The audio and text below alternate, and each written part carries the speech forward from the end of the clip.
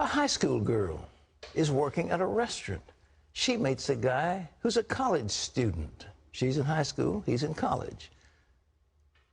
And this man has her working in a strip club the same night. That's the subject of a new ad featuring the terrible horrors of sex trafficking. And now millions of people who visit Times Square are watching it, thanks to an advertising agency that donated the commercial where everyone can see it. Heather Sells has that story. Shared Hope International is an up-and-coming player in the international fight against trafficking. But this summer, it's going prime time thanks to a 3-month, 15-second spot in Times Square. The ad tells the story of Brianna, a normal American high school student who was targeted by traffickers while she worked at a restaurant. Part of a pretty ordinary family, went to church, honor student working, and they just kept stopping by the restaurant, and eventually they brought in a college guy who said, come off to Seattle, and you can just be there and go to college. He had her in a strip club with men offering $1,000 and act the same night. Shared Hope founder Linda Smith helped to rescue Brianna. She now hopes her story will motivate families and churches to start talking with their children about the issue. Experts estimate that traffickers lure and exploit 100,000 American children every year. And Smith says many intact families falsely believe their kids are safe. We're trying to get the message out that common men are shopping and common girls in our society are being sold in the commercial sex industry. Shared Hope is also hoping to get its message out to top politicos this year. It's running 9 billboards like this in Tampa, just in time for the GOP convention. It also plans to advertise in Charlotte for the Democratic convention next month. Heather Sells, CBN News. Thanks, Heather. I want you to know that CBN is working in this field to help these girls.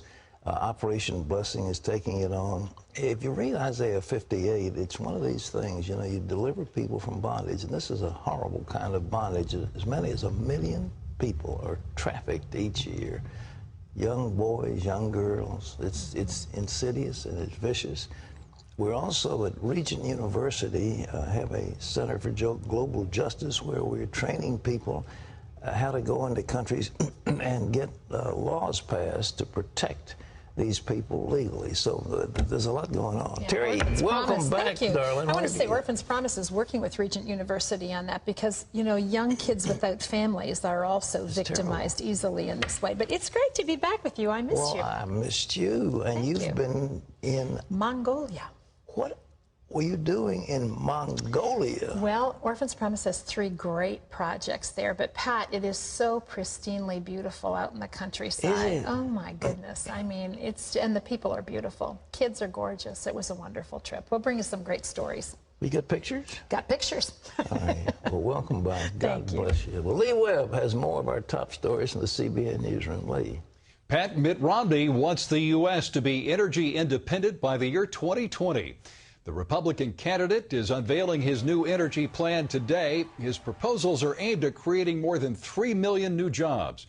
They include opening up more federal areas for drilling on land and offshore. Romney's plan comes after the nonpartisan Congressional Budget Office issued a new warning of a possible recession. The CBO says Washington has to act to prevent the U.S. from going over a so-called fiscal cliff. That's what would happen if President Bush's tax cuts expire. Taxes would go up and automatic government spending cuts would go into effect. And Pat, the Budget Office says that would seriously hurt our economy. They're also saying that we're facing another $1 trillion deficit, so Obama has a string of them. He can point with pride at spending more money than any other president in the history of America.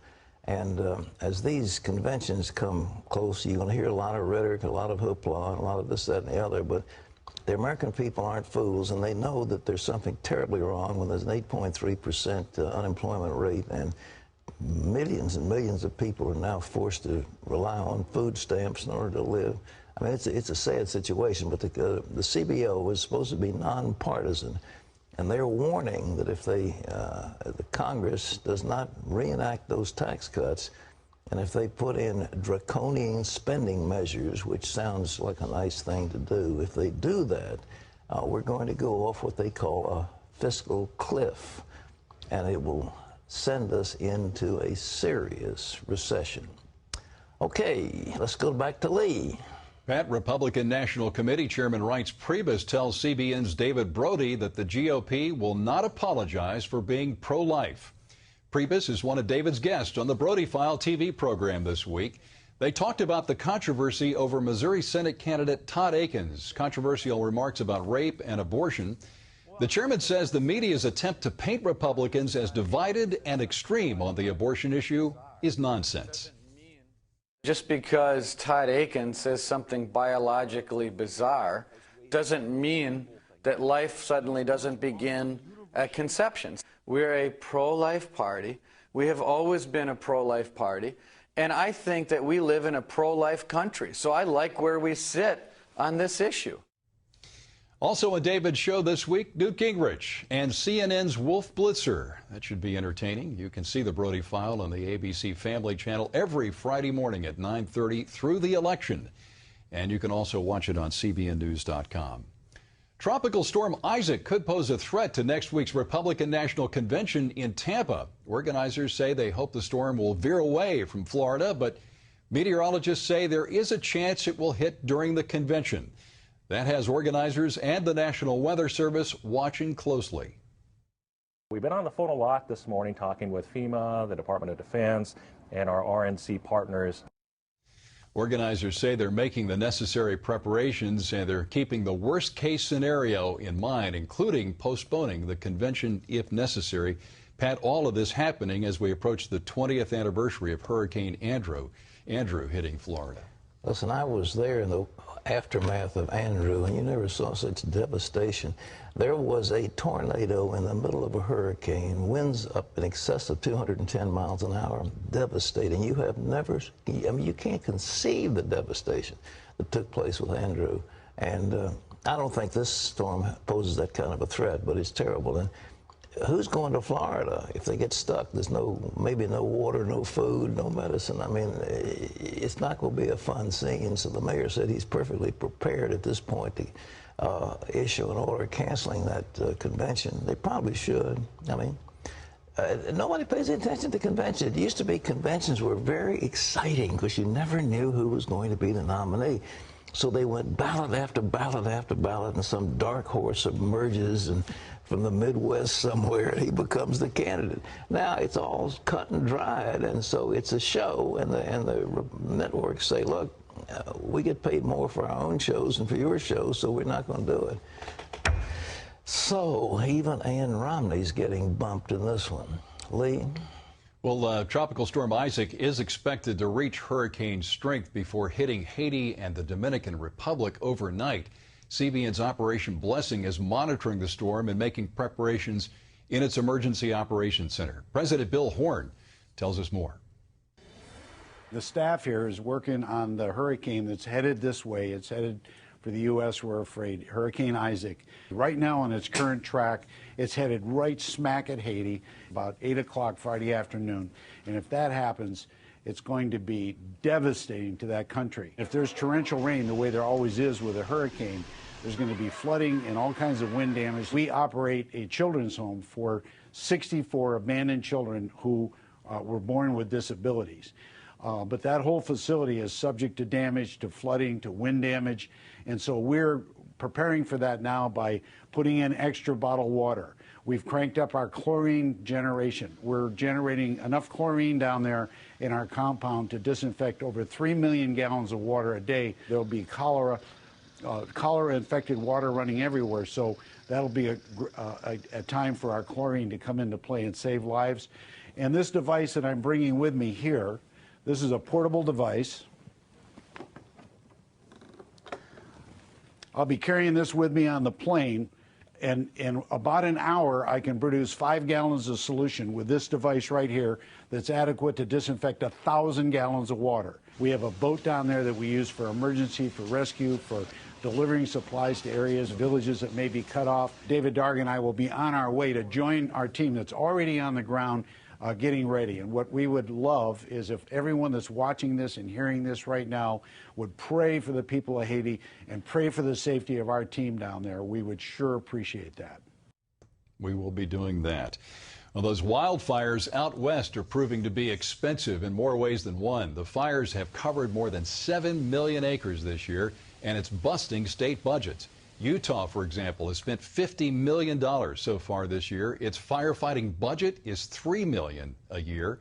Washington state officials expect to spend about $20 million. That's well above the $11 million it had set aside. And Montana has spent about $25 million. The state has gone through its cash reserves for natural disasters, and it will have to use surplus money from its general fund. In today's increasingly secular culture, you might think a Bible quiz show in prime time would be a ratings gamble. The Game Show Network, though, doesn't think so. GSN debuts the American Bible Challenge tonight, and it's banking on comedian Jeff Foxworthy to make Bible knowledge entertaining. I spoke to Jeff Foxworthy and asked him why he's taking on the challenge. When they first asked me about it, I had to step back, Lee, and I was like, okay, is it okay to do a game show about the Bible? But here's the thing that sold me, is every team that plays on the show, nobody's trying to win anything for themselves. They're taking that money and they're loving on somebody in their community, whether it's a youth crisis center or a food bank or, kids with cancer. Jeff, I have a feeling this show is not going to be a dry academic affair like Jeopardy or something like that. You're going to have a lot of fun on this show. Tell us about how you plan to have fun. If you do believe God breathes his attributes into us, one of those is joy. So the challenge was, all right, how do you make this relevant and still be respectful but have fun and make it contemporary? And so, we have games on there like CSI Holy Land, where we tell you about a crime in the Bible and you have to tell us who committed it or where they did it, or is it Word of the Lord or is it Lord of the Rings, and we give you a quote. And so, the effort is to have fun and to make it relevant in today's world. Is it your hope to be able to appeal to non-believers as well? Yeah, well, I think as a group, as Christians, if we have a flaw, it's sometimes we don't convey the joy of what we believe, and so if you can do this in a way, and if we were all out there loving on somebody else, I think people on the outside would look and go, well, I want in on that. I want to be a part of that. And if you'd like to be in on that, we invite you to join the American Bible Challenge. It premieres tonight on GSN at 8 Eastern Time. And by the way, you can see my entire interview with Jeff Foxworthy on CBNNews.com. Pat, he talks very openly, very candidly about his own walk with Christ. He was living out in the Hollywood area for a number of years with his family, but felt they needed a more normal lifestyle, so they moved back to his hometown in Atlanta. Every week, he goes to the Atlanta Union Mission and conducts a Bible study there. He's the real deal.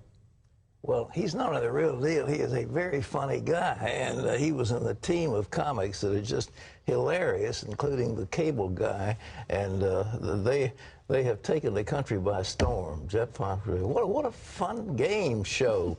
And back from Ulaanbaatar, the heart of outer Mongolia, is our dear host, Terry Musin. I am so glad to be back. The best part of going is always coming home, isn't it? Pastor Rick Warren is canceling his presidential forum at Saddleback Church. Warren said the forum's purpose is to promote civility and respect, but he said the current climate of the presidential campaign doesn't reflect those values, and he doesn't expect it to change. Both presidential campaigns say their candidates had not committed to attend the event. The forum featured candidates Barack Obama and John McCain in 2008. Roman Catholic Cardinal Timothy Dolan will give the benediction at the Republican National Convention the night Mitt Romney accepts the presidential nomination. Romney made the announcement in an interview with the World Over Live show on EWTN Catholic Network. Dolan is president of the U.S. Conference of Catholic Bishops. He also leads the Roman Catholic Archdiocese of New York. The Cardinal's office says his appearance will not be an endorsement for Romney.